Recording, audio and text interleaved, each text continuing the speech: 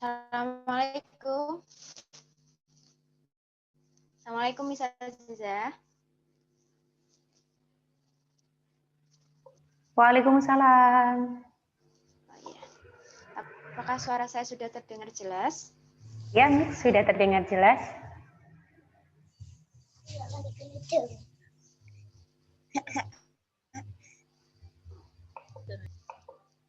Oke. Assalamualaikum warahmatullahi wabarakatuh. Waalaikumsalam warahmatullahi wabarakatuh. Alhamdulillah, Ayah, Bunda, teman-teman semuanya, kita bisa berkumpul lagi ya di acara parenting yang kedua. Kali ini tema kita adalah pola hidup sehat di era new normal. Sebelum acara dimulai, marilah kita panjatkan puji syukur kehadirat Tuhan Yang Maha Esa, karena atas berkat rahmat dan karunia-Nya kita diberikan kesempatan, diberikan kemudahan sehingga dapat bergabung di acara parenting online pada pagi hari ini. Salawat serta salam marilah kita haturkan kepada junjungan kita Nabi Muhammad SAW yang kita nanti-nantikan syafaatnya di yaumul kiamah. Amin, amin ya robbal alamin. Kami ucapkan selamat bergabung kepada yang terhormat Ibu Rizky Sofiana MSI MID selaku pengelola PAUD IT Kinari. Yang kami hormati Ibu Nur Azizah SPDI SPD selaku Kepala Sekolah KBTK Kinari Mijen Semarang. Yang kami hormati Dr. Gigi Alvina Anin Nasia MSI selaku narasumber kita. Yang kami hormati Dr. Santi Fahria selaku narasumber kita pada pagi hari ini juga. Dan yang kami hormati pula seluruh peserta parenting online yang berbahagia. Oke, berikut saya sampaikan susunan acara pada pagi hari ini. Yang pertama pembukaan. Yang kedua, sambutan dari pengelola PAUD IT Kinari. Yang ketiga, kegiatan inti. Yang keempat, pemaparan materi penutup. Mari sebelum acara pada pagi hari kita mulai, kita buka dengan membaca basmalah bersama-sama. Bismillahirrahmanirrahim. Semoga acara pada pagi hari ini dapat berjalan dengan lancar. Maksud dan tujuan kita pada pagi hari ini dapat terwujud. Dan perkenalkan, nama saya Herwanda Setianingrum. Saya adalah pendidik di PAUD IT Kinari. Saya sebagai moderator pada pagi hari ini. Untuk acara selanjutnya, akan ada sambutan pengelola dari Ibu Rizky Sofiana MSI MID. Tapi sebelum itu saya persilahkan para peserta parenting online untuk menyimak tata tertib acara pada pagi hari ini dan menyiapkan buku catatan serta alat tulis agar materi dapat tersampaikan dengan baik. Kepada Ibu Rizky Sofiana MSI MD, kami persilahkan. Terima kasih. Assalamualaikum warahmatullahi wabarakatuh. Terima kasih waktunya, Miss. Apa kabar semuanya di sini? Baik, sepertinya pesertanya belum join semua ya. Tapi tidak apa-apa, tidak mengurangkan semangat kita pagi hari ini. Bismillahirrahmanirrahim.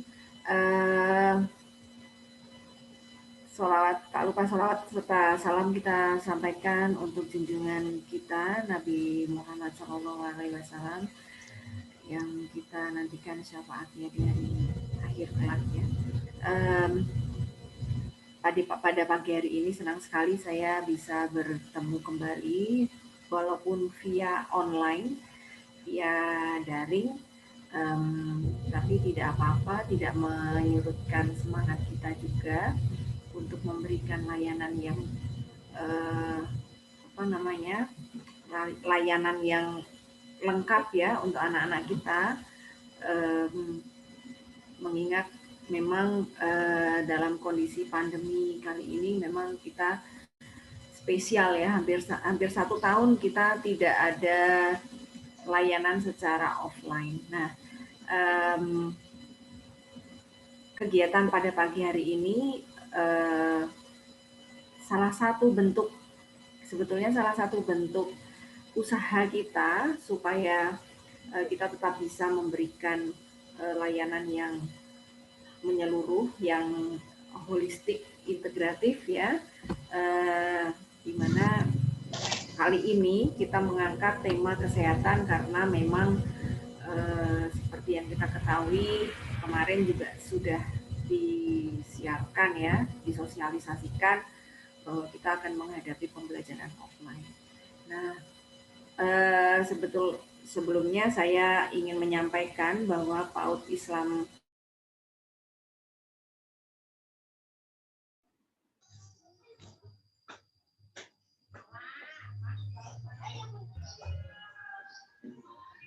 mohon maaf, sepertinya terjadi kendala, Bunda.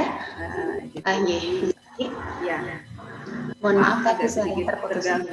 Terganggu, ya, koneksinya. Ya, jadi memang sudah sejak awal berdiri, sudah berkomitmen memberikan layanan holistik integratif, ya, di mana layanan tersebut itu meliputi stimulasi kesehatan, stimulasi pendidikan, pengasuhan, gizi, kemudian kesehatan dan juga perlindungan anak ya. Nah itu memang di masa pandemi ini agak sedikit tersendat ya Miss ya. Mungkin tidak semuanya kita bisa mengcover, tetapi sebisa mungkin kami di PAUD IT Kinari ini terus memberikan layanan yang memang sesuai dengan komitmen kita gitu ya. Nah, ini salah satunya kita adakan parenting online mengenai pola hidup sehat ya, pola hidup sehat di era new normal. Nah, ini karena memang menurut saya kesehatan itu tidak bisa dipisahkan dari pendidikan karakter gitu. Jadi, pendidikan karakter itu memang melalui pembiasaan gitu kan. Nah, kesehatan itu juga salah satunya. Nah, di bahasa PJJ ini, pembelajaran jarak jauh ini, orang tua kan perannya sangat besar gitu ya untuk pendidikan karakter. Jadi memang sangat dibutuhkan kegiatan-kegiatan semacam ini, kegiatan parenting semacam ini, supaya kegiatan pembelajaran atau pendidikan karakter yang berjalan di rumah itu bisa sejalan dengan apa yang dilakukan di sekolah begitu. Nah, memang agak sedikit sulit ya, karena kita tidak bisa bertemu secara langsung, kemudian tidak bisa yang biasanya orang tua bisa dengan berkomunikasi, bisa dengan lancar berkomunikasi dengan guru-gurunya gitu kan, mengenai bagaimana apa yang harus dilakukan, kemudian bagaimana perkembangan anak-anak. Kali ini memang sedikit agak lebih sulit, mau WA juga sudah capek, misalnya pulang dari kantor, terus setelah online seharian mungkin juga mau berkomunikasi dengan guru-guru atau dengan orang tua juga sudah lelah gitu kan. Nah itu, tapi saya yakin guru-guru di Kinari tidak surut semangatnya, tidak surut usaha dan tekadnya untuk memberikan layanan secara utuh ya. Tapi tetap saya ingatkan kembali, jangan lupa protokol kesehatannya juga terus dijalankan gitu. Nah, memang dengan adanya kegiatan seperti ini, harapan saya orang tua nanti bisa berkomunikasi dengan misinya, apa yang harus kita lakukan dengan dokter di sini ya, ada dokter Santi, ada dokter Afina, nanti bisa mungkin membantu kita untuk memberikan ilmu lebih bagaimana kita nih sebagai orang tua sebaiknya membiasakan, karena anak-anak itu ya apa ya namanya, seperti yang kemarin ada kasus justru yang menyebarkan anaknya ya. Jadi ada salah satu teman yang kemudian terkena COVID, kemudian padahal dokter gitu kan, padahal dokter dikira mungkin kena di rumah sakit, ternyata tidak. Jadi dari anak-anak gitu. Jadi anaknya yang main, kemudian tidak menggunakan protokol kesehatan, kemudian pulang. Nah, dari situ dia terdampak gitu. Nah, maka kita ini sebagai orang tua bagaimana harus bersikap, bagaimana harus membiasakan anak-anak di rumah, itu memang sangat penting ya, menurut saya. Jadi supaya kita bisa melindungi semuanya, melindungi keluarga di rumah, melindungi anak-anak supaya tidak terkena apa namanya, virus yang sekarang sedang berkembang luas ya. Nah, begitu. Jadi harapan saya dengan adanya kegiatan seperti ini dapat memberikan layanan kesehatan pengasuhan, karena ya seperti kita ketahui kita perlu menyelaraskan sekali lagi apa yang harus kita lakukan sebagai orang tua di rumah, dan mungkin nanti sekolah juga bisa menerapkan apa supaya nanti bisa dijalankan secara aman nanti ketika pembelajaran offline, ataupun misalnya tidak ada pembelajaran offline, kita harus tetap melaksanakan pembiasaan kesehatan di rumah gitu. Begitu arahan dari saya, mungkin bisa memberikan pendahuluan untuk semuanya, untuk orang tua semua, dan untuk Ibu Dokter dan Bu Dokter Santi dan Bu Dokter Afina. Nanti mungkin silakan diteruskan. Saya mungkin tidak bisa terlalu lama ada di sini. Tapi terima kasih Bu Afina, terima kasih Bu Santi sudah memberikan kita nanti waktu ya untuk berbagi bersama kita ilmunya. Terima kasih banyak. Untuk Bu Afina, nanti pesan anak-anak itu karena anak-anak itu sulit ya untuk pembiasaan sikat gigi. Nah, ini yang harus nanti banyak di ini orang tua nih gimana caranya nih sikat gigi itu luar biasa loh. Anak saya sendiri itu juga walaupun sudah besar kadang-kadang sikat gigi itu agak susah gitu ya. Nah, ini nanti bagaimana kita bisa berbagi di sini ilmunya. Kita terima kasih sekali Bu Dokter Afina dan Bu Santi untuk bisa bergabung bersama kita hari ini ya. Terima kasih semuanya, sukses selalu, lancar acaranya supaya berkah bagi kita semua. Assalamualaikum warahmatullahi wabarakatuh. Waalaikumsalam warahmatullahi wabarakatuh. Terima kasih Ibu Rizky Sofiana atas sambutan yang diberikan. Sangat bermanfaat banget ya Kak, dari teman-teman ya untuk arahannya pada pagi hari ini. Jadi sebelum berlanjut di acara selanjutnya, kenapa sih para pendidik PAUD IT Kinari itu memberikan tema tentang pola hidup sehat di era new normal? Nah, di era new normal ini kita dituntut ya untuk membiasakan pola yang baru, yang biasanya mungkin kita tidak pakai masker, tapi di new normal ini kita sangat dihimbau untuk mematuhi protokol kesehatan. Lalu pola seperti apa sih yang dibutuhkan anak-anak kita?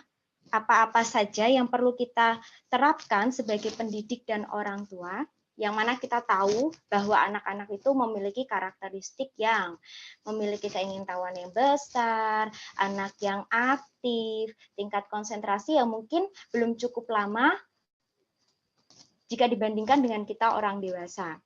Yang biasanya kita sudah mencoba untuk menerapkan berpergian menggunakan masker, tapi anak-anak biasanya saking aktifnya mereka sampai lupa untuk selalu menggunakan masker.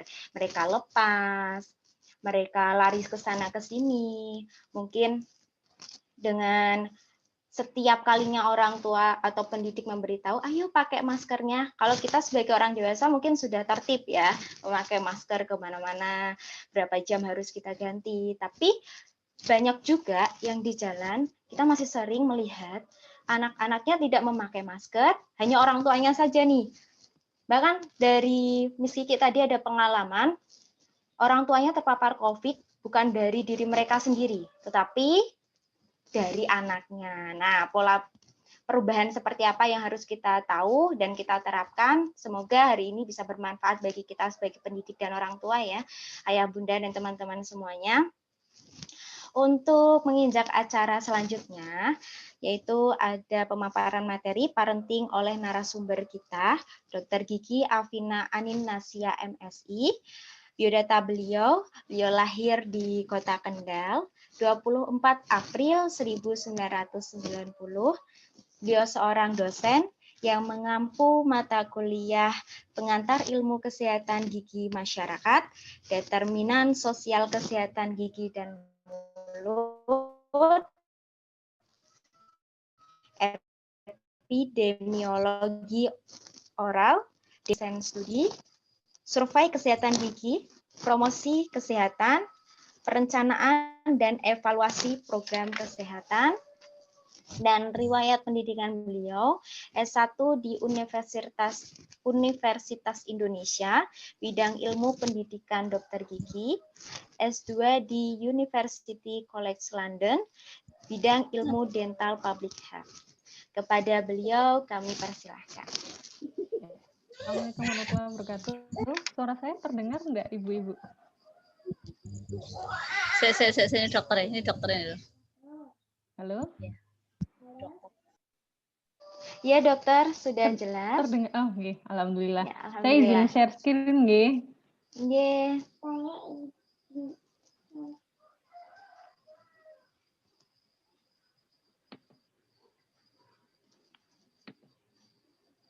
Assalamualaikum warahmatullahi wabarakatuh. Alhamdulillah pagi ini kita semua bisa kumpul di ini ya, circle kecil lah. Maksudnya pesertanya belum terlalu banyak, jadi mudah-mudahan bisa diskusi lebih intens gitu ya dengan peserta yang belum terlalu banyak ini. Terima kasih dulu saya ucapkan kepada pihak panitia dan guru-guru di PAUD IT Kinari karena telah memberikan kesempatan saya untuk sharing gitu ya. Semoga nanti di akhir sesi atau di sesi diskusi bisa diskusi lebih banyak. Mungkin tema ini nggak terlalu ini ya Bu, nggak terlalu baru gitu bagi ibu-ibu. Tapi mungkin kita di sini sama-sama merecall atau mengulang kembali gitu. Siapa tahu ada hal baru yang nanti di akhir diskusi kita sama-sama temukan dan bisa dipraktikkan di anak-anak kita. Ya, jadi materi yang akan saya sampaikan sore ini intinya ada 3. Urgensi menjaga kesehatan gigi anak atau pentingnya menjaga kesehatan gigi anak, kemudian tips-tips menjaga kesehatan gigi anak, dan yang ketiga, sedikit tentang gimana pertolongan pertama pada trauma gigi anak gitu ya. Siapa tahu kalau di rumah giginya patah dan seterusnya.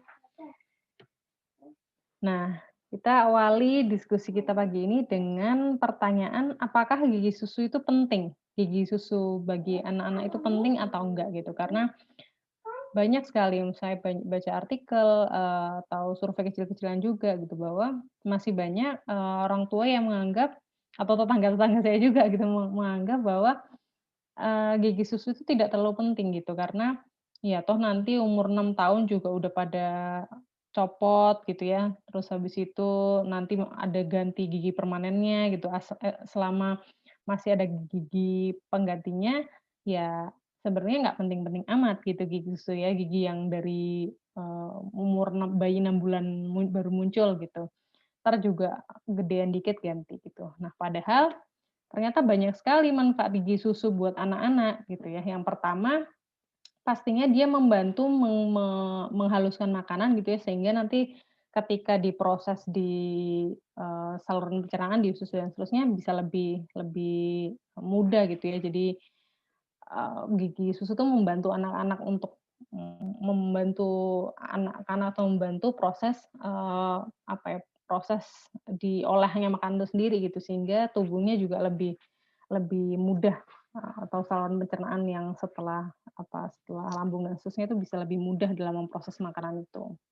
Kemudian, eee, hal yang penting lainnya dari gigi susu adalah gigi susu itu menjadi pedoman gigi permanen tumbuh gitu. Jadi kalau misalnya, mungkin Bapak ibu-ibu sering memperhatikan bahwa kadang-kadang tuh gigi anak-anak umur 9 tahun gitu suka suka berjejal dan seterusnya. Itu sangat dipengaruhi faktor gimana kondisi gigi susunya dulu gitu. Apakah dia tanggal atau copot sebelum waktunya gitu, apakah dia dulu berlubang besar gitu. Karena, kalau misalnya gigi susunya tanggal sebelum waktunya, misalnya gigi depan harusnya, copotnya umur 6 tahun atau 7 tahun gitu, terus, digantikan sama gigi tetap. Nah, tapi dia umur, 2 tahun udah, gripis gitu ya, udah nggak ada gitu gigi. Nah, itu juga bisa jadi salah satu, apa ya, salah satu penyebab giginya jadi, apa, berjejal gitu ketika gigi permanen tumbuh. Kemudian bisa untuk stimulasi pertumbuhan rahang melalui pengunyahan. Nah, jadi kalau di Jepang tuh ada, aturan gitu ya di sekolahnya anak-anak minimal 30 atau 40 kali ngunyah gitu sekali sekali memasukkan makanan karena, eee, proses pengunyahan itu bisa membantu menstimulus pertumbuhan rahang gitu. Karena kadang kalau anak malas ngunyah, habis itu cuman ngemut, habis itu minum susu aja, biasanya, rahangnya jadi apa ya, terhambat gitu perkembangannya. Jadi rahangnya cenderung lebih sempit gitu. Padahal ruang yang dibutuhkan untuk gigi permanen tumbuh itu, cukup besar gitu, sehingga ada kemungkinan giginya jadi berjejal. Nah, proses mengunyah dengan gigi susu ini sebenarnya juga menstimulus, pertumbuhan rahang, seperti itu. Kemudian, salah satu fungsinya lainnya juga memperjelas, fungsi bicara, karena kalau misalnya, gigi terutama gigi depan ya, gigi depan hilang gitu, biasanya mengucapkan huruf F, V, E, Z, TH itu agak-agak sulit gitu, biasanya anaknya cenderung jadi cadel karena, ya agak sulit gitu mengucapkan huruf-huruf tertentu ketika gigi depannya, terutama gigi depan atas depannya itu sudah hilang gitu. Kemudian pastinya estetik.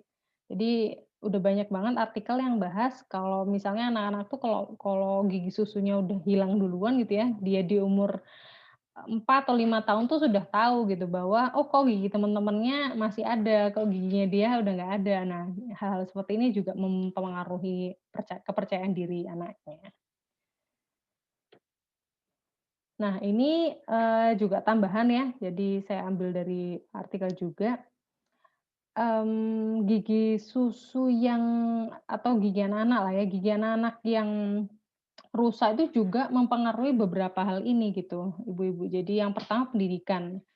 Kalau pendidikan ini terkait bagaimana dia bisa konsentrasi di sekolah gitu, kemudian, apakah dia jadi sering nggak masuk karena sakit gigi gitu. Kalau di Indonesia sih setahu saya masih belum ada, data yang ini ya, data yang bisa digeneralisasi ke seluruh, apa, populasi di Indonesia. Tapi kalau misalnya di luar negeri udah banyak bahwa, anak tuh jadi nggak konsentrasi, kemudian jadi sering nggak masuk gitu karena sakit gigi gitu, karena giginya bengkak, gusinya bengkak dan seterusnya. Kemudian juga terkait tadi udah dibahas sedikit tentang kepercayaan diri, anak jadi nggak pede gitu kan karena gigi depannya misalnya udah pada gripis gitu kan, udah pada hilang gitu.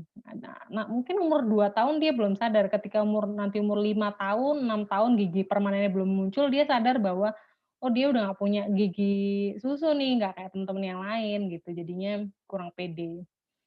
Kemudian juga jadi cenderung menghindari senyum gitu, jadi cenderung diem gitu. Jadi, sangat berpengaruh ya, ibu-ibu kalau misalnya, apa, gigi susu ini nggak ada. Kemudian yang paling penting juga bisa meningkatkan resiko malnutrisi karena jadi malas bicara gitu. Maksudnya, sayang, ibu boleh minta tolong diem dulu nak ya. Jadi kalau misalnya gigi susu hilang gitu ya, jadi cenderung anaknya tuh malas makan gitu ya, karena giginya sakit, terus habis itu jadi antara malas makan atau jadi memilih makanan-makanan tertentu yang menurut dia gampang makannya gitu. Misalnya jadi lebih senang makan-makan yang tinggal dimut aja gitu, misalnya coklat dimut-mut gitu, atau permen dimut-mut gitu. Dia malas makan makanan yang lebih bertekstur keras gitu, karena ya giginya udah sakit gitu kalau dipakai ngunyah yang keras-keras gitu. Jadi bisa meningkatkan resiko malnutrisi juga. Selanjutnya, apa sih yang perlu kita lakukan sebagai orang tua gitu ya untuk menjaga kesehatan gigi anak kita? Yang pertama, ini saya bikin kolom yes sama no gitu ya, yang boleh dilakuin tuh di kolom yes. Yang pertama, kita perlu usahakan mengupayakan supaya anak-anak kita minum air putih di antara 2 jam makan gitu ya, di antara jam makan pagi sama makan siang gitu, minum air putih gitu kan. Karena kalau misalnya mengandalkan sikat gigi kan biasanya paling pagi sama malam sebelum tidur. Nah, di antara jam makan tuh kita upayakan untuk meminum air putih. Kemudian minum susu dan jus buah tanpa gula, diusahakan tanpa gula gitu ya, saat jam makan boleh. Kemudian gosok gigi minimal 2 kali sehari. Ini udah standar ibu-ibu. Jadi gosok gigi. Nah, nanti mungkin kita akan bahas di slide berikutnya gimana caranya ngajak sikat gigi gitu ya biar menyenangkan. Kemudian yang diupayakan jangan dilakukan gitu ya, yang memberikan minuman manis atau berkarbonasi dengan kadar gula dan pemanis buatan yang tinggi. Kemudian snack tinggi kandungan gula dan pemanis buatan. Gitu. Selanjutnya, ini mungkin flashback aja ibu-ibu. Jadi sebenarnya perawatan gigi itu bukan dimulai ketika gigi anak-anaknya udah tumbuh gitu, udah muncul.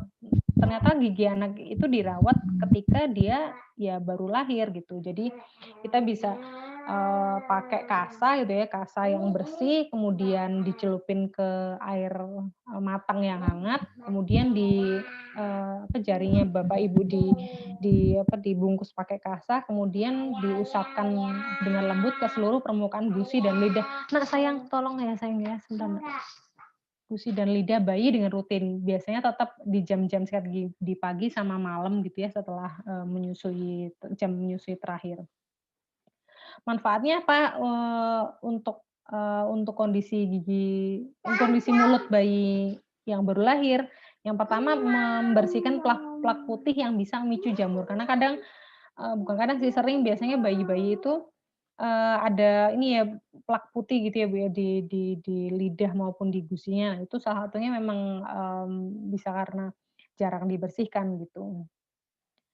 Selanjutnya untuk perawatan gigi anak di usia 6 sampai 12 bulan. Nah, ini fase mengenalkan, ini fase yang penting sekali. Makanya mungkin saya kurang tahu di sini ibu-ibu udah anak pertama atau anak kedua yang sekolah di Kinari, tapi mungkin bisa jadi bahan ini juga Ibu ya, masukan juga. Jadi sebenarnya cara mengenalkan sikat gigi atau kebiasaan menyikat gigi anak-anak itu semestinya dimulai ketika umur 6 bulan gitu. Jadi usia 6 bulan dia udah bisa mulai duduk sendiri gitu ya. Jadi mulai mengenalkan kebiasaan menggosok gigi dengan misalnya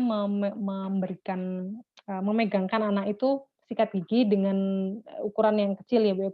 Ada yang sikat gigi yang ukuran bulu sikat itu paling kecil. Kemudian anak tuh dibiasakan untuk megang dan sikat gigi di jam yang memang harusnya itu di pagi sama malam sebelum tidur gitu. Jadi udah harus dibiasain juga di umur 6 bulan Bu, mulai 6 bulan udah mulai dibiasain walaupun memang belum bisa sikat gigi sendiri, ujung-ujungnya kita yang bersihin tapi tetap anak tuh harus kita biasakan dan karena aneh juga ya Bu ya, maksudnya sikat gigi kan benda asing untuk anak-anak. Nah, akan sulit sekali menanamkan kebiasaan menyikat gigi kalau misalnya tidak dimulai sedari dini.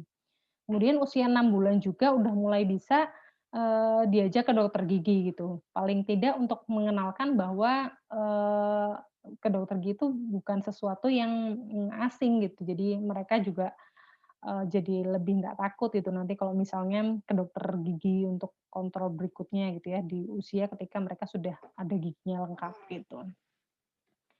Selanjutnya perawatan gigi anak 1-3 tahun gitu. Jadi sama ya sikat gigi pagi sama malam sebelum tidur.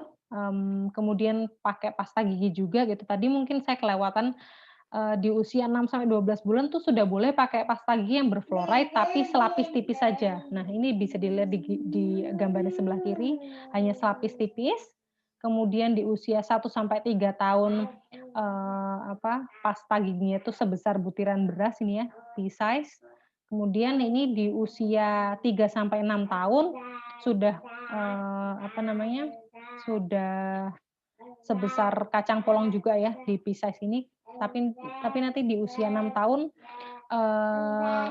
Nak sayang sebentar Nak, mengganggu sayang ya, bentar ya Nak. Kemudian di usia 6 tahun ke atas bisa pakai pasta gigi sepanjang bulu sikatnya. Nah, caranya seperti apa? Jadi mungkin ibu-ibu juga udah familiar ya. Jadi tadi menggunakan pasta gigi sesuai dengan usianya. Kemudian bagian depan itu disikat dari merah ke putih kalau saya bahasanya. Jadi dari gusi dari bagian merah ke putih, bagian gigi bawah juga seperti itu dari merah ke putih gitu ya. Jadi arahnya vertikal. Kemudian kalau bagian samping itu gerakannya memutar gitu ya, gerakan memutar di bagian samping. Kemudian jangan lupa untuk menyikat bagian dalam gigi seperti di gambar nomor 4 dan gambar nomor 5.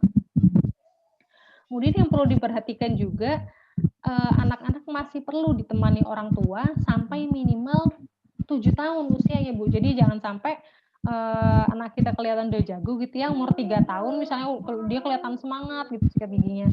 Tapi sebenarnya dia belum benar-benar bisa membersihkan sampai bersih gitu. Jadi tetap harus ditemani sampai usia 7 tahun. Kemudian berkumur cukup 1 kali gitu ya setelah sikat gigi supaya floornya tidak hilang gitu ya.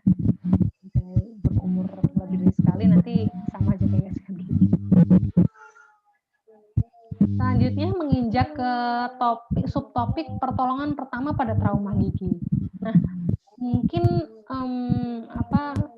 jangan sampai mengalami, tapi mungkin kalau misalnya naudzubillah tiba-tiba ada kejadian gitu ya, misalnya giginya copot dan seterusnya, ini kita akan bahas pada subtopik ini.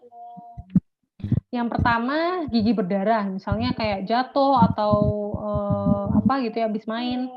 Nah, diupayakan agar anak-anak itu diajak kumur pakai air bersih, kemudian ditekan daerah yang berdarah gitu ya, baik gusi maupun bibirnya dengan kasa yang sudah dilembabkan dengan air. Jadi penting juga Bapak Ibu untuk ngestok di rumah kasa karena itu bagian dari kotak P3K juga ya. Jadi kalau misalnya ada apa-apa bisa digunakan suatu waktu gitu kalau misalnya terjadi misalnya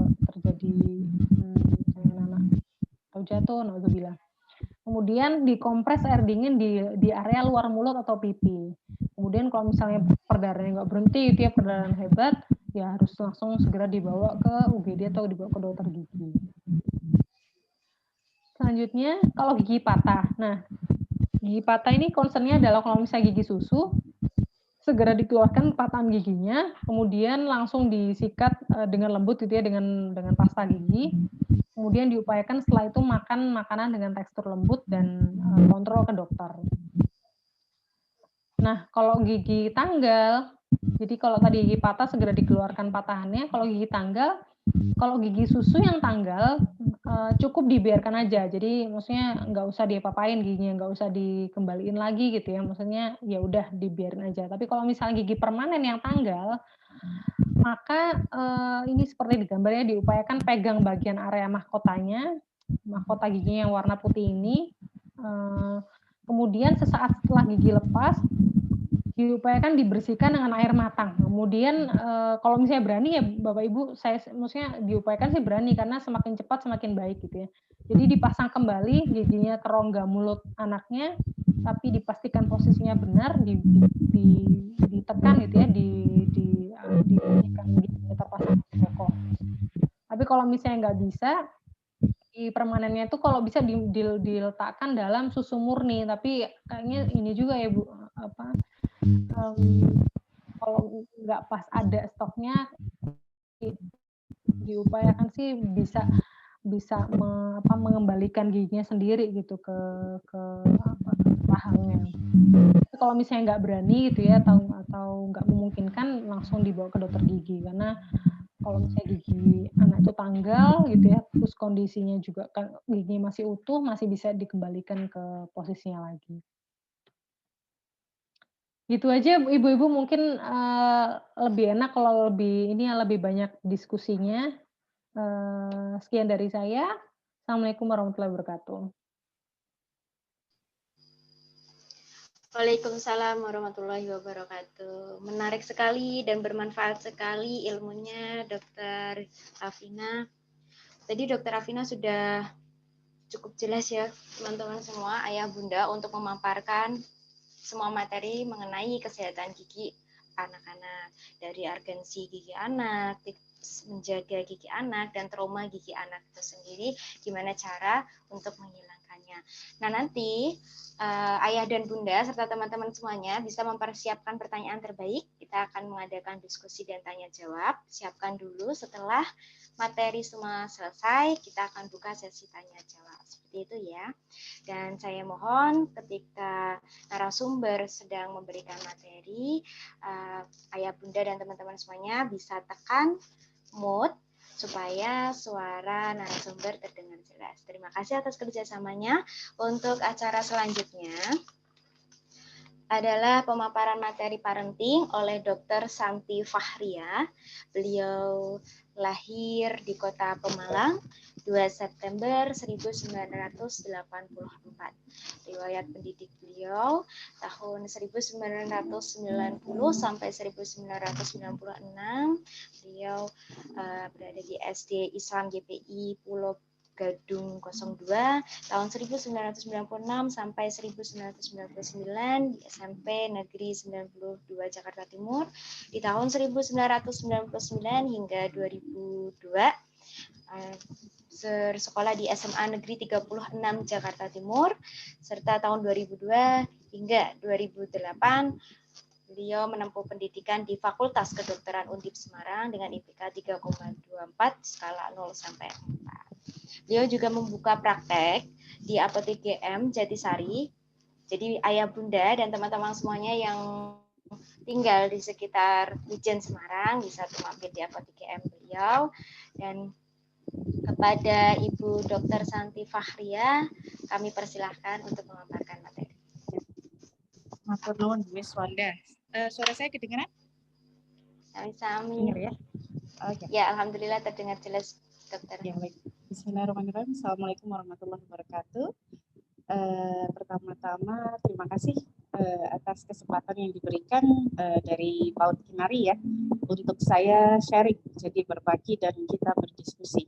Jadi nanti kalau ada yang ingin ditanyakan dan semoga nanti ini materinya ada manfaatnya, okay? Monggo mungkin kita mulai sekarang, kita share dulu, Miss.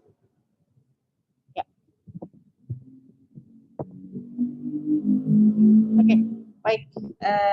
Kemarin saya diminta untuk sharing tentang ini ya, persiapan bagaimana kita mempersiapkan anak-anak kita untuk pada era sekarang yang dibilang new normal. Lanjut. Oke. Sebelumnya saya mungkin ingin merefresh kembali bahwa ini ternyata kita sudah hampir 6 bulan ya, di mana bahwa pertama kali kita WHO, Organisasi Kesehatan Dunia itu sudah menetapkan kejadian pandemi coronavirus itu tanggal 11 Maret 2020. Kemudian tanggal 31 Maretnya pemerintah Indonesia juga menetapkan bahwa COVID-19 itu sebagai kedaruratan kesehatan masyarakat. Dan bukannya tidak terasa, ya mungkin sudah terasa bahwa sekarang kita selama ini menghadapi suatu kondisi yang memang mungkin banyak dari kita tidak pernah membayangkan sebelumnya. Nah, ini untuk sekedar data bahwa dari sampai tanggal 11 Desember di Semarang saja ini kasus positifnya sendiri itu sudah sampai 16 ribuan. Di mana kasus sembuhnya alhamdulillah 14 ribuan ya. Hampir mungkin sekitar 90% lebih. Tapi yang sangat menjadi perhatian adalah kasus meninggalnya. Karena meninggal itu ternyata ada hampir 1.308. Ini suatu walaupun dilihat secara presentasi sangat kecil, tetapi itu tetaplah sebuah angka yang bagi saya lumayan tinggi. Apalagi sekarang kalau kita bisa sampaikan beberapa sejawat saya yang kebetulan aktif di rumah sakit, beliau juga mulai istilahnya keteteran ya. Karena setiap hari ada saja kasus-kasus yang memang terkonfirmasi COVID-19. Lanjut. Nah, ini dilihat datanya, kalau kita lihat berdasarkan kelompok umur, ini di sini terlihat memang yang terkonfirmasi atau positif COVID-19 memang paling tinggi itu di angka usia reproduktif ya, di angka 20 sampai 54 tahun. Tapi yang membuat saya dan kita semua harus khawatir adalah di mana angka kejadian COVID-19 ini juga ada di usia 0 sampai 5, 6 sampai 9, dan 10 sampai 19. Ini hanya data Semarang, deh. Ini menandakan bahwa kita tidak bisa hanya kita harus aktif. Gitu ya, kita harus aktif mencari informasi, dan karena ternyata walaupun angkanya masih kisaran ya kurang dari 100 ya, 100 kasus, tetapi angka ini terus naik. Lanjut. Slide selanjutnya. Jadi oke. Nah, kemudian ini Ikatan Dokter Anak Indonesia bahkan di bulan Mei itu sempat menunjukkan bahwa ternyata angka positif COVID-19 itu di Indonesia itu lebih tinggi ketimbang angka COVID-19 di Amerika Serikat, ya, bahwa sampai 7,9%. Namun memang angkanya yang tinggi atau presentasinya yang tinggi ini diakibatkan karena pada waktu itu minim sekali kita adanya tracing atau cek tes COVID-19 yang dilakukan oleh anak. Lanjut. Ya. Oke. Sekarang kita bahas lagi new normal. New normal itu kan kalau beberapa pakar bilangnya itu tatanan kehidupan baru sebelum vaksin maupun obat COVID-19 ditemukan. Nah, ini nanti vaksinnya ini sekarang digadang-gadang akan mulai untuk diedarkan, atau mulai akan disebarkan ke masyarakat. Lalu kemudian menurut beberapa pakar juga sebenarnya new normal ini yang penting adalah sekarang bagaimana kita membiasakan atau mengajarkan atau mencontohkan kepada keluarga kita yang terdekat bagaimana cara hidup yang sehat. Jadi menjadi suatu hal yang pokok atau sekarang lebih harus kita contohkan, Jadi kalau anak-anak itu kan copycat yang terbaik. Jadi kalau hanya diberitahu itu pasti akan butuh 100 sampai 1000 kali.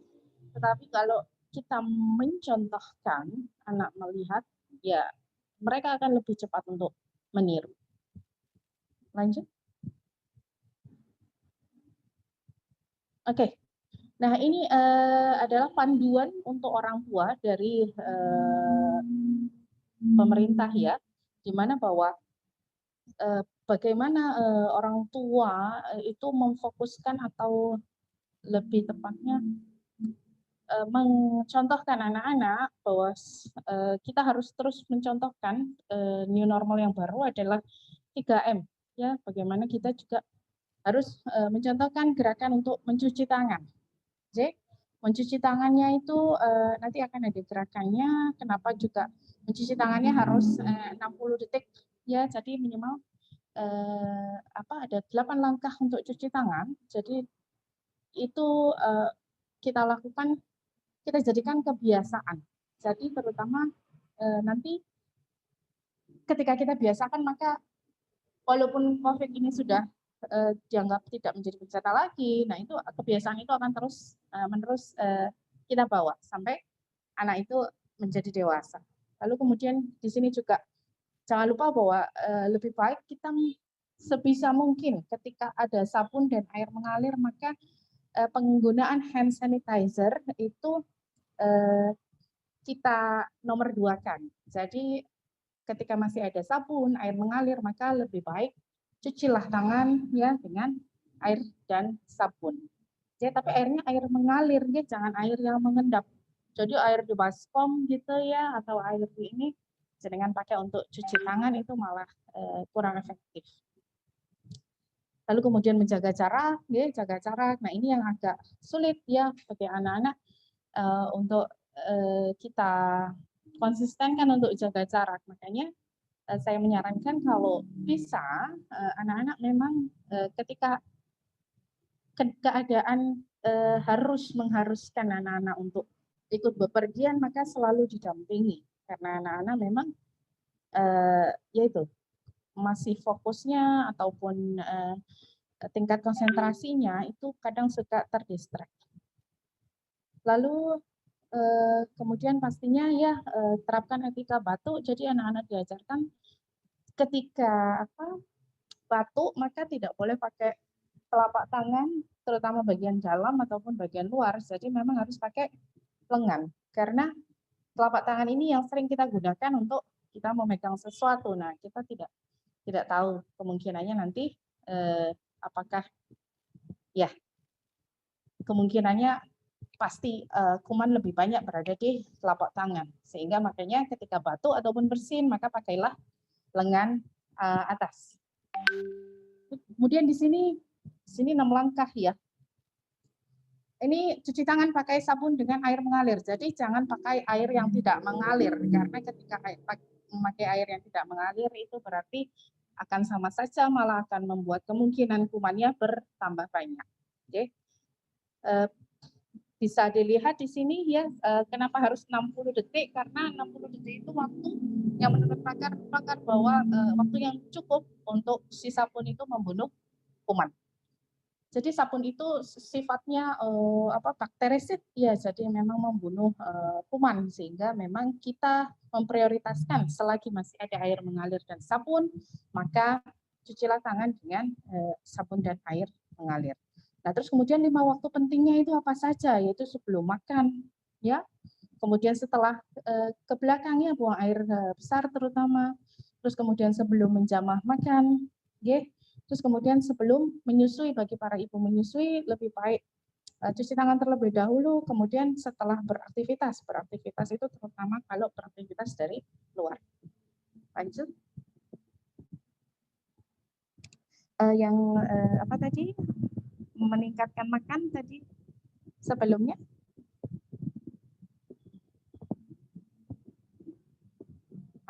Lagi. Nah, ini. Kemudian selanjutnya. Oke. Nah, yang ini adalah jadi sekarang ini sepertinya kita itu sangat, saya banyak menemui pasien itu kurang informasi tentang masalah virus COVID-19 ini, bahwa virus ini memang suatu virus baru, sehingga kenapa bisa membuat dibilang sebagai pandemi karena intinya virus ketika belum ada vaksinnya atau ketika daya tahan tubuh seseorang itu dalam kondisi yang kurang baik, maka virus itu akan sangat mudah ketika sudah masuk ya, itu akan sangat mudah bereplikasi. Jadi dia banyak sekali. Nah, itu akan memenuhi kalau virus corona ini tipenya di pernafasan, ya di alveoli. Jadi memang dia akan sangat mudah mengembangbiakkan kalau kita daya tahan tubuhnya turun. Oleh karena itu, sebenarnya kuncinya adalah bagaimana kita meningkatkan daya tahan tubuh kita. Daya tahan tubuh kita tidak harus dari jenengan konsumsi multivitamin, okay? Jadi bisa dari satu, jenengan harus bisa menseimbangkan. Kalau saya bilangnya menseimbangkan bahwa yang pertama adalah makan dengan gizi yang seimbang. Jadi gizi yang seimbang adalah 4 sehat 5 sempurna bagi anak-anak. Jadi jangan disempurnakan dulu kalau yang 4 sehat belum jenengan berikan. Jadi kadang sekarang anak-anak saya nanti saya kasihkan susu gitu ya. Tapi 4 sehatnya di skip. Nah, ini 4 sehat ini yang memang diperlukan dulu bahwa karbohidrat, protein, ya vitamin dan mineral ini harus seimbang. Apalagi di cuaca seperti ini sehingga anak-anak yang memang secara tumbuh kembang itu kita harus berikan gizinya yang seimbang sehingga daya tahan tubuhnya akan lebih bisa terjaga. Jadi jangan diberikan susu dulu kalau misalnya anak dengan alasan tidak mau makan. Mungkin tidak mau makan, kita harus rubah dulu pola atau menu makanannya. Oke? Terus yang kedua adalah jaga kebersihan lingkungan. Ini juga menjadi suatu hal yang perlu diperhatikan karena ketika kebersihan lingkungan kita terjaga, maka kemungkinan besar virus itu akan bisa ketika nempel gitu ya, kita akan bersihkan sehingga virus itu kemungkinan tidak akan bertahan lama di lingkungan rumah kita. Terus yang ketiga adalah minum air putih. Nah, ini minum air putih tadi seperti yang disampaikan Dr. Afina ya, tadi memang bahwa anak-anak ini harus kita latih atau kita contohkan. Kita contohkan bahwa ketika kita makan itu minimal tadi ya minum air putih itu di 2 jadwal makan. Nah, ini yang kebiasaan saya temui anak-anak pasien-pasien di sini itu biasanya itu kurang ya, bukan tidak tapi kurang untuk minum air putih. Jadi bisa nanti dicontohkan untuk minum air putih kalau untuk anak-anak tadi minimal 2 tadi di jam makan. Sehingga tidak hanya kesehatan giginya yang terjaga, juga kesehatan tubuhnya juga terjaga. Lebih kalau untuk orang produktif ya seperti saya sudah sampaikan sering ke pasien saya minimal 8 gelas per hari. Tapi anak-anak tadi seperti disampaikan Dr. Afina minimal tadi 2 gelas, lebih bagus 4 gelas. Oke. Terus yang selanjutnya adalah rajin berolahraga dan istirahat cukup. Jadi rajin berolahraga ini sempatkan tidak harus dengan sejam gitu ya olahraga. Nah, jenengan bisa sambil sambil ajak anak-anak bermain di luar di halaman sambil memang lari-lari kecil atau jogging itu juga bisa menjadi salah satu bentuk olahraga. Dan yang tidak terkalah pentingnya adalah istirahat cukup. Jadi banyak pasien saya anak-anak ini kebiasaannya adalah tidurnya larut malam. Nah, ketika anak-anak tidur larut malam, maka pengeluaran cairan atau tubuh ini kan sebagian besar ya, 80% itu terdiri dari cairan. Nah, anak-anak ini gampang sekali cairannya keluar ketimbang orang yang usia produktif. Jadi anak-anak dan lansia ini ketika istirahatnya kurang, itu maka tubuhnya akan mengeluarkan cairan secara kita tidak menyadari mungkin bisa keluar lewat keringat ya, jadi menguap saja atau bisa juga nanti anak produksi pipisnya itu lebih banyak. Jadi tidur istirahat yang cukup itu menjadi suatu hal yang paling penting bagaimana kita untuk menjaga imunitas atau daya tahan tubuh kita. Lalu pastinya tidak merokok, iya ini bagi untuk Bapak dan Ibu-ibu sekalian. Terus kemudian adalah makan makanan yang dimasak sempurna. Jadi kalau bisa anak-anak ini dihindarkan. Kita pun ya beberapa penelitian bilang bahwa terutama kayak telur setengah matang, itu kurang baik kita konsumsi. Nah, karena di dalam makanan yang tidak dimasak sempurna itu masih terkandung bakteri-bakteri yang bisa membuat daya tahan tubuh kita turun. Jadi ketika memasak terutama protein, lebih baik masaknya adalah matang sempurna. Oke. Terus kemudian pasti cuci tangan ya, cuci tangannya pakai sabun apa saja ya, sabun yang memang dipakai untuk baik bisa sabun mandi ya. Tapi kalau sabun untuk cuci tangan, cuci pakaian lebih baik tidak dipakai karena memang itu bisa mengiritasi. Terus kemudian adalah gunakan masker. Nah ini kita harus mencontohkan kepada anak-anak dan memberikan pemahaman bahwa ketika di area terbuka khususnya, maka di area sekarang karena kita nggak bisa untuk anak nggak ngomong ya, mungkin nggak bisa kita mencegah anak untuk membuka mulut, maka di area-area terbuka ketika memang diharuskan untuk pergi ke area terbuka maka gunakanlah masker. Lalu kemudian pastinya segala ikhtiar ini semua sudah kita lakukan, dan terakhir kita jangan lupa untuk berserah diri, jangan lupa berdoa bahwa semoga ikhtiar yang kita lakukan ini membuahkan hasil yang baik, yaitu bahwa daya tahan tubuh kita tetap terjaga. Lanjut.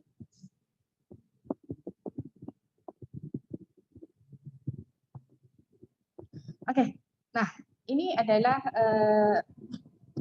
vitamin-vitamin. Jadi untuk meningkatkan daya tahan tubuh memang kita memerlukan kandungan vitamin. Jadi karbohidrat, protein, lalu kemudian ada vitamin. Karbohidrat dan protein adalah untuk pertumbuhan dan perkembangan. Untuk meningkatkan daya tahan tubuh itu kita ada beberapa vitamin yang tidak harus dari suplemen, tapi bisa juga kita dapatkan dari makanan sehari-hari yang kita konsumsi. Lalu tapi jangan dibalik ya. Jadi ketika saya sudah minum vitamin, saya tidak makan, misalnya anaknya maunya makan buah, tapi anaknya tidak makan karbohidrat ataupun tidak makan protein, itu nanti tidak seimbang. Jadi tetap berikan yang seimbang. Buah ya diberikan, nasi ataupun karbohidrat pengganti nasi. Jadi misalnya anak tidak mau makan nasi, jangan langsung dikasihkan protein, anak tetap butuh karbohidrat. Jadi dicarikan lagi karbohidrat yang anak suka. Misalnya kentang, atau misalnya dari gandum, atau misalnya dari pasta, atau jenengan berikan tepung dari mie itu juga bisa, tapi jangan yang mie instan ya. Jadi bagaimana tetap kebutuhan karbohidrat anak itu tetap terpenuhi. Jadi lalu nanti berikan vitamin, karena memang vitamin ini dibutuhkan tubuh itu dalam jumlah kecil. Oke? Kecil tapi perlu. Nah ini yang harus bisa diseimbangkan. Jadi di sini dilihat bahwa banyak vitamin A, vitamin E, vitamin C, zinc ini sangat dibutuhkan tubuh anak, terutama beberapa pakar bilang untuk zinc ini bagus sekali untuk kesehatan usus. Ya karena segala sesuatu yang kita perlukan untuk tubuh itu prosesnya awalnya adalah proses makan. Ya, jadi proses makan itu melibatkan kalau saya bilang itu ini alat-alat atau infrastrukturnya. Kalau di dalam tubuh itu awal makan kita menggunakan gigi. Nah, makanya tadi bahwa kesehatan gigi itu menjadi satu hal yang penting. Bahwa tadi benar Dr. Afina bilang bahwa gigi susu juga penting karena apalagi di masa seperti ini. Karena awal kita butuh energi untuk kita berkembang, bertumbuh itu adalah dari proses makan. Jadi jagalah kesehatan mulai dari alat-alat yang kita perlukan untuk memakan, mulai dari depannya, gigi, lalu kemudian akan turun lagi sampai ke usus. Nah, usus inilah yang akan mentransfer bahan nutrisi yang digunakan untuk energi tubuh kita.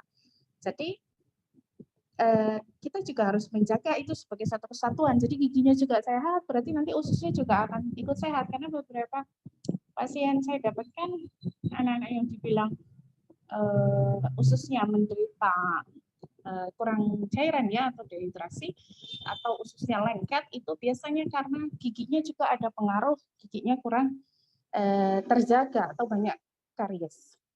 Lanjut.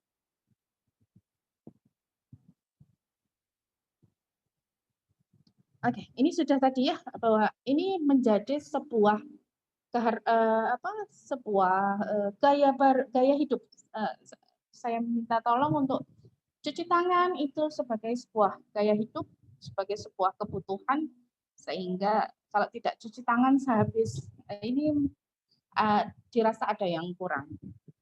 Lanjut. Oke, kemudian cara memakai masker. Nah, ini kadang ada memakai masker hanya mulutnya saja yang tertutup, tapi hidungnya dibuka. Dan kemudian saya tidak terbiasa, betul, karena memang tidak ada yang terbiasa dengan kondisi seperti ini.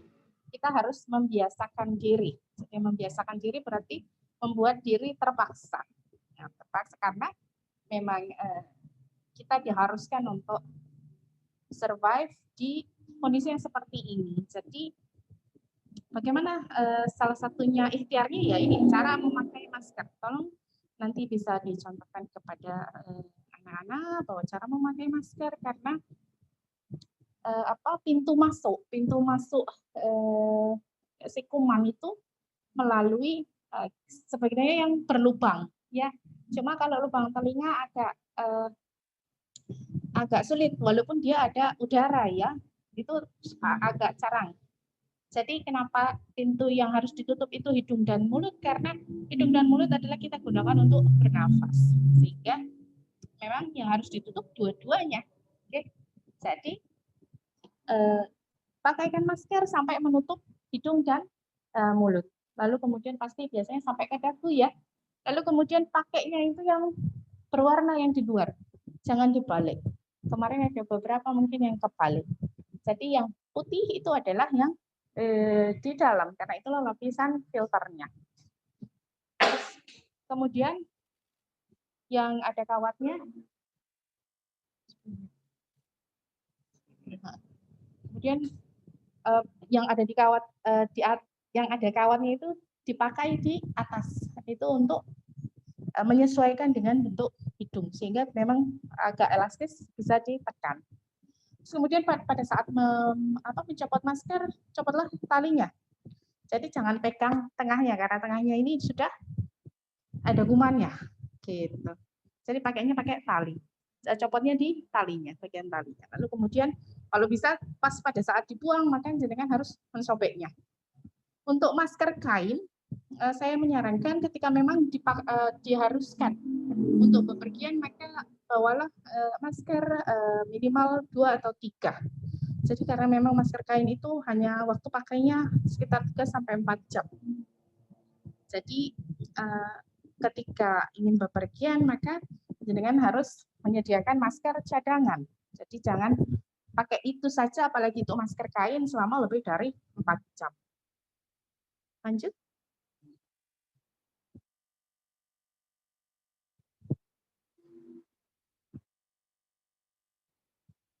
Oke.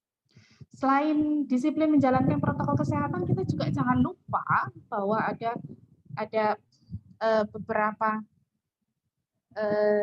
untuk anak-anak terutama ya, bahwa ada yang tidak kalah pentingnya, yaitu melakukan imunisasi. Jadi jadwal imunisasi tolong tetap pada tracknya atau pada jadwalnya. Terutama anak-anak yang balita ya, itu tetap dilakukan imunisasi, karena pada saat tidak boleh dilupakan bahwa penyakit-penyakit yang lain itu bukannya tidak ada, tetap ada. Jadi kita tetap melindungi anak-anak kita dengan melakukan imunisasi. Lalu kemudian yang kedua itu juga jangan lupa anak-anak harus tidur cukup. Jadi anak-anak butuh tidur cukup itu untuk perkembangan dan pertumbuhan sel-sel di tubuhnya. Jadi anak-anak dan orang lansia itu butuh istirahat yang cukup. Jadi tolong dicontohkan atau dibiasakan anak-anaknya untuk tidak tidur lebih dari jam 9. Terus kemudian adalah memastikan anak makan dengan teratur. Jadi anak makan itu tidak harus makan nasi, ya. Jadi tolong dicarikan pengganti karbohidrat yang memang anak suka. Jadi mungkin anak makan bahasanya makan mungkin pakai nasi gitu ya. Jadi tolong diperhatikan. Terus memberikan edukasi. Nah, ini edukasinya mungkin sekarang kan banyak media-media yang bisa menampilkan tentang edukasi tentang virus corona yang bisa diterima dengan anak. Ya, jadi tolong juga terus disampaikan edukasinya sehingga anak-anak juga memahami. Terus kemudian jangan lupa anak-anak itu memang senangnya bermain. Jadi memang itu memberikan kesempatan juga untuk tubuhnya bertumbuh dan berkembang. Jadi aktivitas fisik juga baik untuk anak-anak, tapi memang ada beberapa yang harus diperhatikan. Lanjut. Kemudian ini yang terakhir, ini menarik dari sebuah artikel dan ini nanti bisa dipraktekkan. Itu 7 hal yang harus diperhatikan, yaitu 1, playdate. Jadi playdate di rumah. Ya. Playdate di rumah ini menurut beberapa pakar sebaiknya kita tunda dulu, dikarenakan karena di rumah itu ruang geraknya terbatas. Lalu kemudian pastinya anak-anak namanya di rumah jarak amannya itu akan juga terbatas. Lebih kepada karena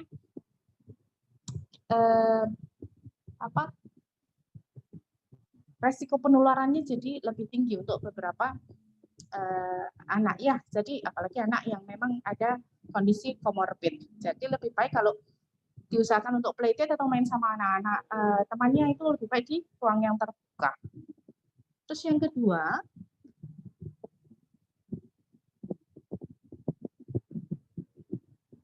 lanjut.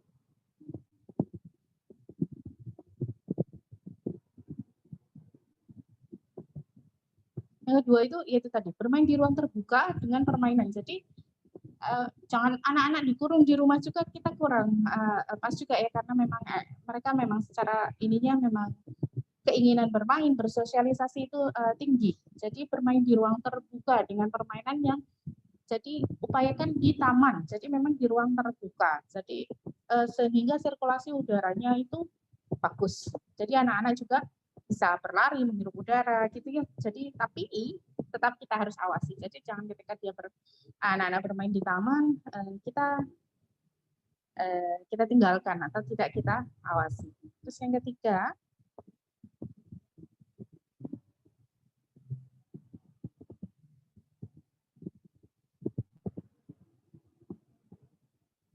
lanjut. Ini kan karena dulu kebiasaan sebelum era new normal ini kita memang biasa ketika akhir pekan ataupun apalagi anak-anak sekarang belajar dari rumah ya. Kadang ada keinginan untuk bepergian apalagi sekarang mal-mal sudah atau tempat-tempat rekreasi sudah banyak dibuka. Kalau menurut hemat saya, jikalau tidak urgent atau tidak mengharuskan atau terpaksa memang harus ke sana, lebih baik tidak usah. Tapi kalaupun terpaksa karena harus bepergian ke sana, maka upayakan pastinya protokol 3M tadi ya, anak pakai masker, cuci tangan, jaga jarak. Lalu kemudian untuk tidak berlama-lama, karena anak itu ya itu tadi, anak tingkat konsentrasi dan tingkat fokusnya itu masih belum konsisten, sehingga pastinya anak akan resiko penularannya lebih tinggi karena anak pasti akan ingin tahu, lalu kemudian ingin tahu, eksplor itu mulai dari memegang, melihat dan sebagainya, sehingga resikonya lebih tinggi. Lanjut. Nah, terus kemudian karena juga beberapa rumah makan juga sudah pastinya sudah mulai buka, menurut hemat kami lebih baik anak-anak daripada diajak makan bersama di restoran, lebih baik dibawa pulang. Lanjut. Ya. Terus kemudian ini yang kadang sepele, jangan pernah biarkan si kecil berbagi makanan dengan orang lain. Berbagi makanan maksudnya bergantian. Biasanya kalau kita lagi dulang gitu ya, terus ada yang minta kita kasihkan. Lebih baik untuk saat ini hindari seperti itu. Jadi memang ketika anak punya jajanan dan temannya meminta, silakan diberikan semuanya. Atau berikan 2 seperti itu. Karena memang bisa saja dari tadi ya liurnya, karena kita pasti makan, pasti ada liur yang tersisa atau droplet yang tersisa. Lanjut. Terus kemudian ada liburan. Liburan, ya memang jenuh ya, karena sudah berada dalam situasi seperti ini. Liburan, hindari tempat liburan yang terlalu ramai dan padat pengunjung. Jadi memang ketika ramai lebih baik tunda untuk ke sana. Apalagi jika memang anaknya kurang bisa diawasi dengan baik di arena liburan tersebut. Terus kemudian adalah pilih lokasi liburannya yang tidak banyak orang dan usahakan adalah yang outdoor. Jadi memang yang indoor-indoor itu kalau bisa dihindari untuk sementara ini. Lanjut. Yang terakhir adalah berolahraga sendiri. Berolahraga sendiri ini maksudnya adalah dengan keluarga. Lebih baik ketika mengajak anak-anak berolahraga, maka berolahragalah dengan ayah, ibu, dan kakaknya, sehingga kita bisa lebih mengawasi lebih baik. Terus kemudian olahraganya kalau bisa, apakah kita perlu memakai masker pada saat berolahraga? Sebenarnya ketika jenengan berolahraga itu akan memerlukan banyak tarikan nafas. Sebenarnya kita disarankan bahwa ketika berolahraga maka masker tidak perlu dipakai. Tetapi ketika masker tidak dipakai, kita jangan berbicara. Jadi jangan seperti kayak biasa kita sambil ngobrol. Nah, ketika ngobrol itu maka akan ada pertukaran. Nah, itu yang akan memungkinkan terjadi. Jadi ketika berolahraga, upayakan memang dengan hanya berolahraga, tanpa harus disertai dengan obrolan. Baik, lanjut. Oke, bahwa ingat ya bahwa pasti orang tua akan selalu menjaga. Ini adalah saya ambil dari salah satu karikatur bikinan Tati Ideo. Jadi mungkin bisa Wati Ideo. Jadi bisa jadi sarana untuk orang tua untuk memperkenalkan corona itu seperti apa. Mungkin itu dulu sekian dari saya. Terima kasih. Mohon maaf kalau ada yang kurang berkenan. Nanti bisa dilanjutkan dengan diskusi. Ya. Assalamualaikum warahmatullahi wabarakatuh. Waalaikumsalam warahmatullahi wabarakatuh. Terima kasih Dr. Santi, ilmunya sangat bermanfaat sekali bagi kami. Baik, Ayah Bunda dan teman-teman semuanya, menginjak acara selanjutnya yaitu tanya jawab. Apakah Ayah Bunda dan teman-teman semuanya sudah menyiapkan pertanyaan terbaik? Nah, memang benar sekali bahwa anak-anak itu adalah peniru yang baik, bukan pendengar yang baik. Jadi ketika orang tua ingin anaknya untuk rajin gosok gigi, kita harus jangan bosan-bosannya memberikan menjadi model untuk tetap konsisten gosok gigi setiap pagi dan malam, mengajak anaknya gitu ya. Begitu juga ketika kita mau menerapkan pola kebiasaan baru menggunakan masker. Nah, udah ada beberapa pertanyaan yang masuk, yang ini menyinggung untuk masalah gigi ya. Jadi di usia 4-6 tahun, Dr. Afina, ini ada sedikit sharing dari orang tua. Di usia 4-6 tahun, giginya itu ada yang gigis. Dan juga gigi susunya itu masih bertahan ketika gigi permanennya itu tumbuh. Apakah boleh untuk dicabut atau bagaimana tindak lanjutnya untuk diteruskan? Satu aja ya Bu jawabnya. Ya, saya jawab dulu. Jadi kondisinya 4-6 tahun, gigi permanennya udah muncul, tapi gigi sulungnya masih ada gitu ya, Bu? Iya. Nah, ya itu namanya kalau di kami istilahnya persistensi giginya, persisten di mulutnya gitu ya. Itu sebaiknya dicabut karena kalau enggak nanti makin mengganggu posisi gigi permanennya. Sebaiknya dicabut aja, Bu. Gigi permanen. Gigi sulungnya.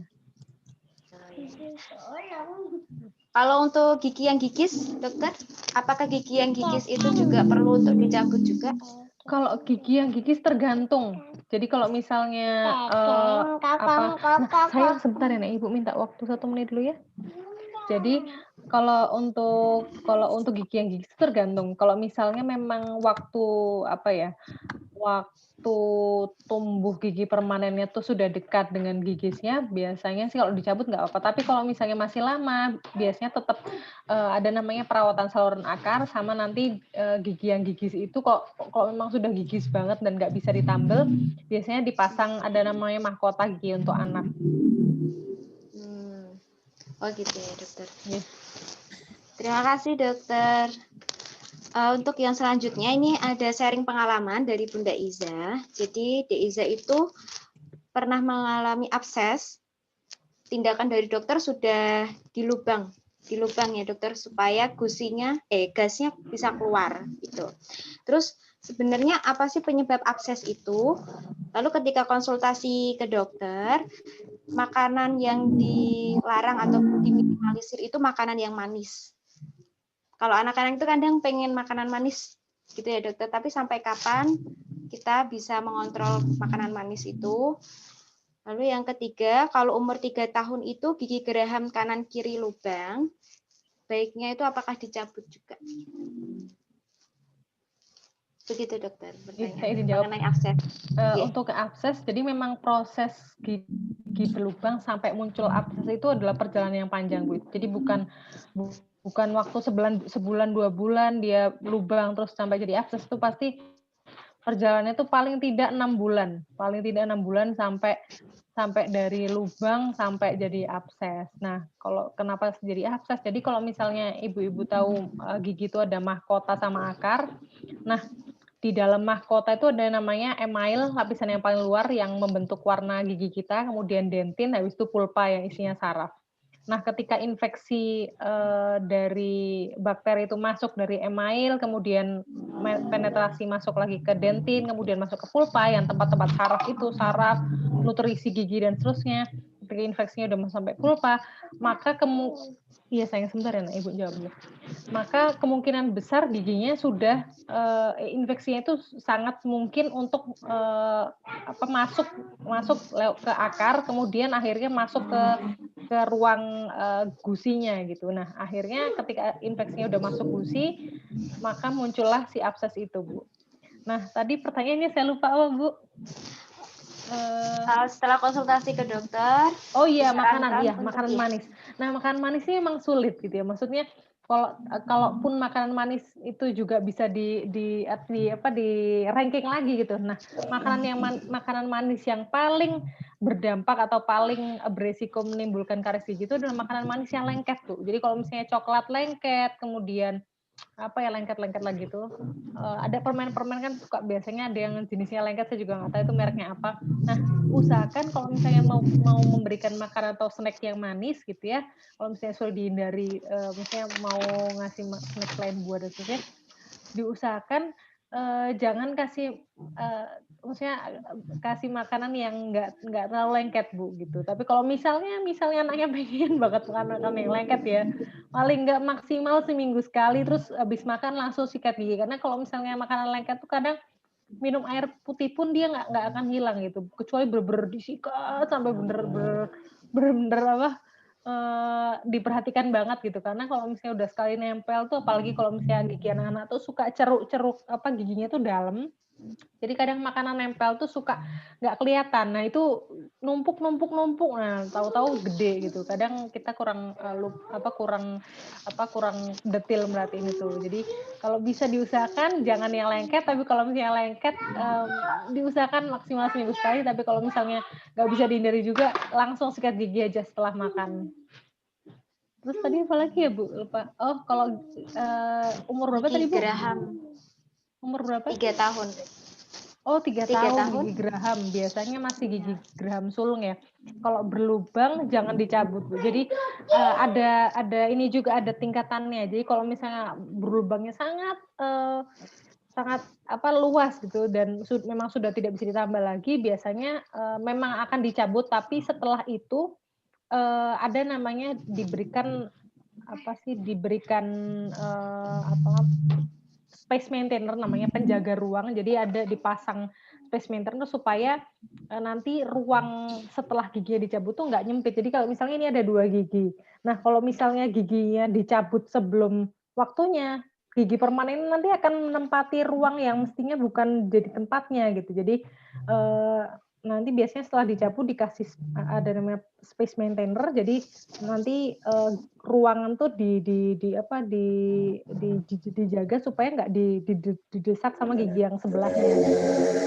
Tapi sebaiknya sih mudah-mudahan nggak perlu sampai dicabut karena masih bisa selain sebelum dicabut tuh masih harus sebaiknya bisa ditambal dulu, kalau nggak dirawat saluran akar, kemudian dikasih crown gitu. Cabut tuh selalu jadi opsi terakhir. Baik, kalau misalnya itu dokter giginya itu sudah goyang, itu baiknya nunggu sampai patah sendiri atau harus ke dokter gigi? Sebentar sayang. Kalau goyang tergantung umurnya berapa dulu, Bu. Jadi kalau misalnya goyang itu kadang goyang bisa jadi bukan karena giginya waktunya copot, tapi memang karena lubangnya sangat besar jadi goyang giginya gitu karena gusinya udah nggak kuat lagi. Nah biasanya kalau misalnya ada banyak kasus juga, jadi setelah dirawat giginya di saluran akar giginya jadi nggak goyang lagi gitu. Tapi kalau misalnya udah waktunya copot, baiknya sih dibawa ke dokter gigi aja. Takut ketelan, takut dimain-mainin, atau mungkin malah didorong-dorong malah dia jadi malah persisten atau malah nggak copot-copot gitu. Kalau memang sudah waktunya copot, baiknya memang dibawa ke dokter gigi aja. Nah, terima kasih banyak Dokter Afina. Jadi untuk makanan manis yang lengket itu baik yang untuk gigi yang sedang abses ataupun tidak, lebih baik dikurangi gitu ya dokter ya. Kalau misalnya habis mengkonsumsi, baiknya untuk gosok gigi. Gitu.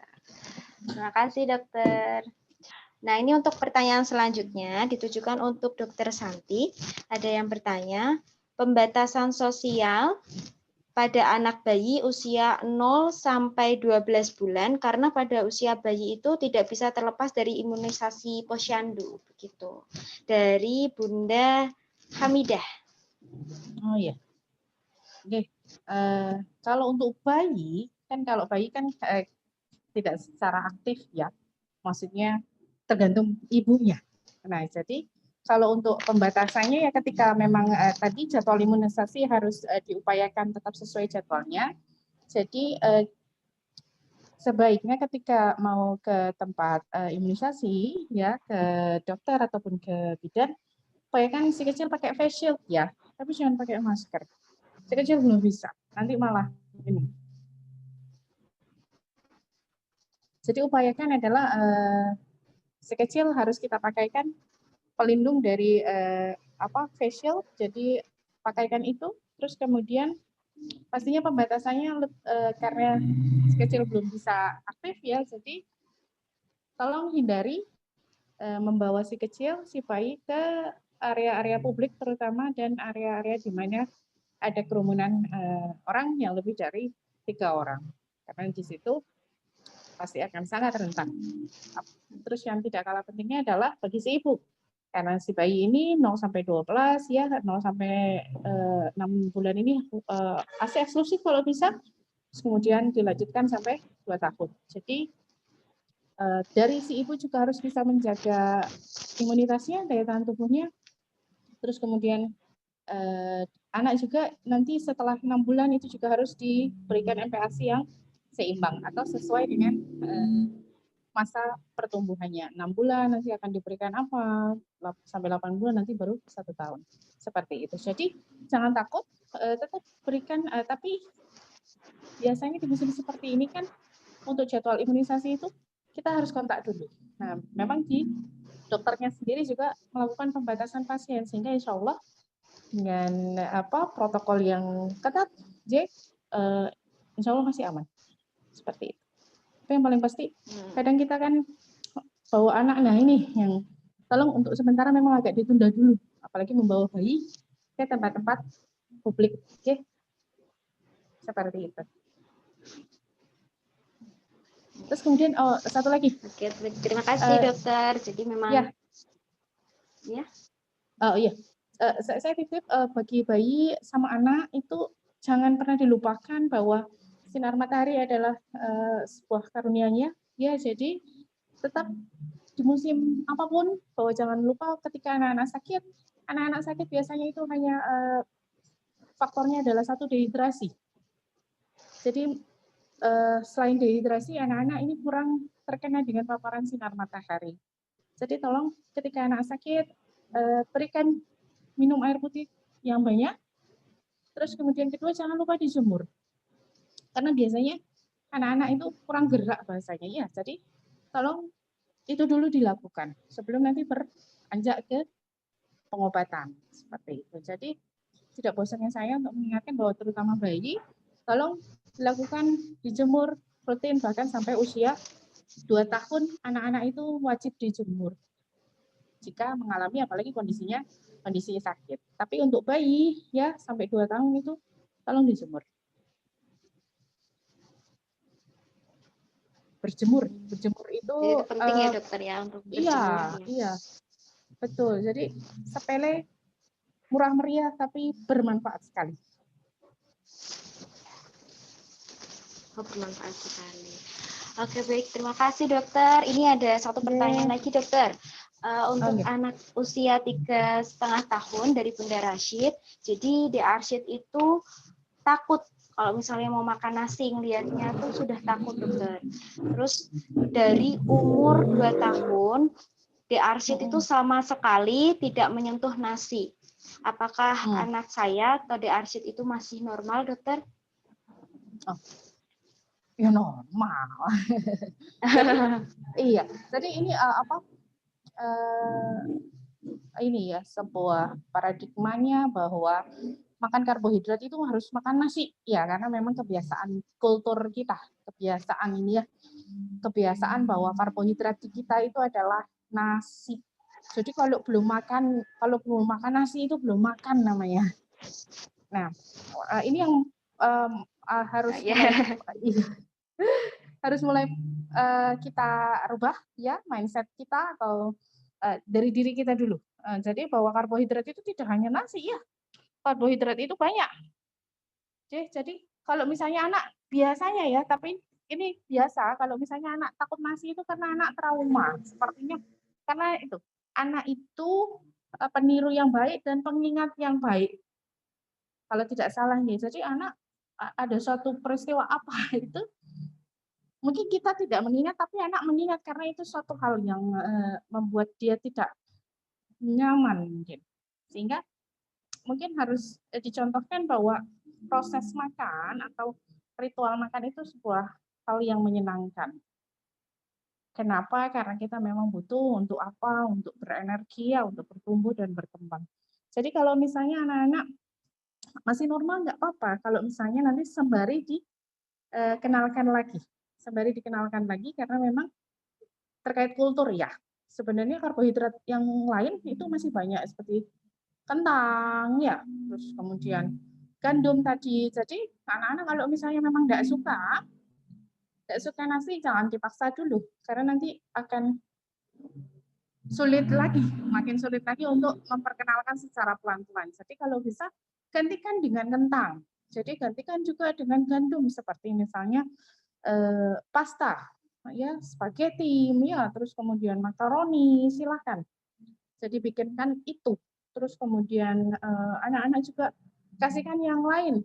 Dari tepung juga mie ini sebenarnya kan ada juga yang dari bahan-bahan yang lain ya. Jadi jangan diinikan mie misalnya, oh jangan mie kan nggak baik dok. Ya kan sekarang ada banyak ya, bisa dicari di mie organik ya. Terus kemudian ada juga bahannya yang non gluten. Jadi mie juga ada yang non gluten, ada yang bagus tidak tepung. Nah itu silahkan diberikan.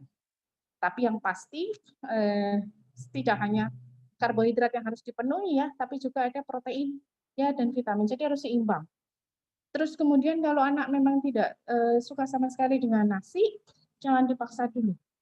Jangan dipaksa, tolong turunkan tekstur dulu. Mungkin nasinya nggak suka nasi yang ini, nasi yang seperti kita makan ya, nasi biasa.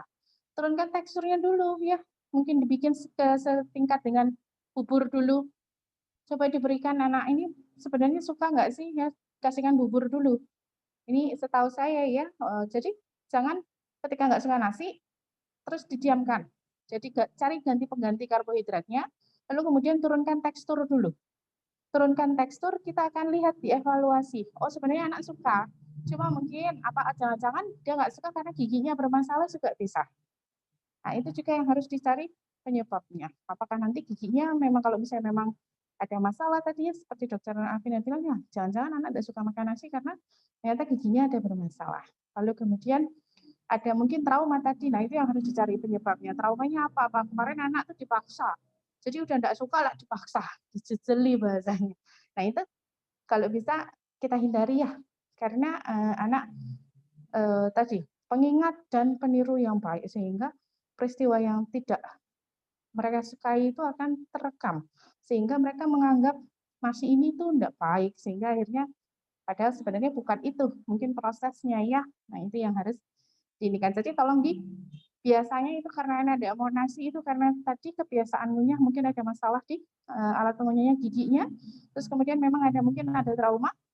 Sementara kita tetap harus cari caranya yaitu menggantikan nasi dengan karbohidrat yang lain. Silahkan dicari, bisa mie ini juga boleh kok. Ya, mie boleh tapi tolong bumbu-bumbunya itu tolong bikinkan sendiri. Ya, jangan dari bumbu-bumbu jadi. Jadi tolong pakaikan bawang merah, bawang putih ya. Itu bisa disiasati seperti itu. Terus cari mie organik lalu kemudian yang non gluten karena memang mie ini masalahnya ketika terlalu sering apalagi mie instan itu akan berbahaya di usus kita karena gluten itu susah sekali dicernanya. Terus kemudian jangan ketika nggak makan nasi tapi udah makan kentang, udah makan roti, itu ya sudah makan karena sudah ada karbohidratnya. Ya, gitu nggih. Ya dokter, terima kasih. Jadi kuncinya jangan dipaksa, kita cari tahu dulu penyebab anaknya itu kenapa. Masih normal, terima masih kasih. normal. Ya, masih normal ya. Semoga bisa teratasi. Semangat buat ayah, bunda, dan teman-teman semuanya. Alhamdulillah sudah jawab dengan jelas oleh dokter hebatnya. Cara sudah kita lewati bersama. Mari kita tutup dengan membaca hamdalah. Alhamdulillahirabbil alamin. Kami keluarga besar Kinari mengucapkan banyak-banyak terima kasih bagi peserta parenting online. Terima kasih banyak bagi para narasumber yang sudah mau berbagi ilmunya, yang sudah mau sharing bersama kita. Saya selaku moderator dan mewakili teman-teman semuanya mengucapkan mohon maaf yang sebesar-besarnya jika banyak kekurangan dan kekhilafan, dan semoga semua pertanyaan yang masuk tadi yang sudah kami sharingkan ke dokter bisa mewakili segala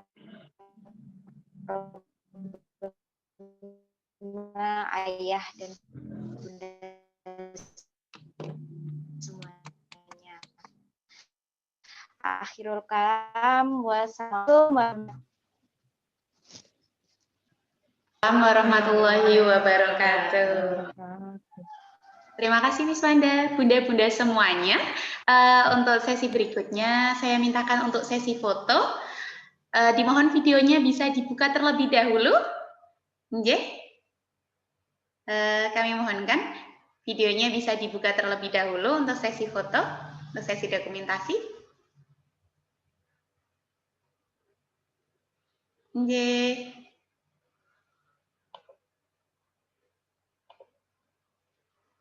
Oke. Bunda Aska, Bunda Rashid, Bunda Sutia, Bunda Binat, Bunda Catur Asriati, bisa dinyalakan terlebih dahulu. Nggih. Nggih.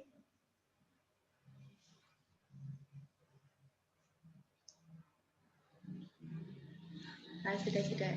Nggih. Oke. Yap. Semoga Umi bisa dinyalakan dulu. Bunda Aska, Bunda Kakak Binat. Nggih.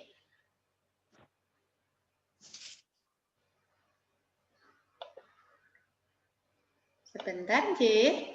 Kita tunggu dulu. Bunda Binat, Bunda Aska, dan Bunda Sutia bisa menyalakan videonya terlebih dahulu. Oke, kita ambil dulu satu kali. 1, 2, 3.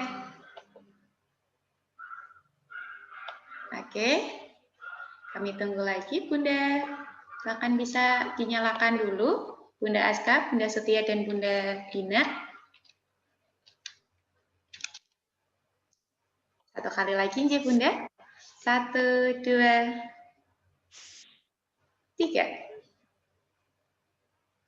Sampun, terima kasih banyak. Kami dari PAUD IT Kinari, Bunda semuanya, mengucapkan banyak terima kasih atas partisipasinya dan atas kerjasamanya Bunda semuanya.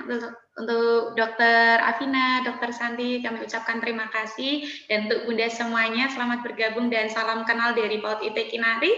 Insya Allah next time, ketika ada kegiatan parenting lagi, kita akan kabarkan lagi, kita informasikan lagi. Akhirul kalam, dari kurang lebihnya kami mohon maaf. Wassalamualaikum warahmatullahi wabarakatuh. Angga. Izin live Bunda semuanya.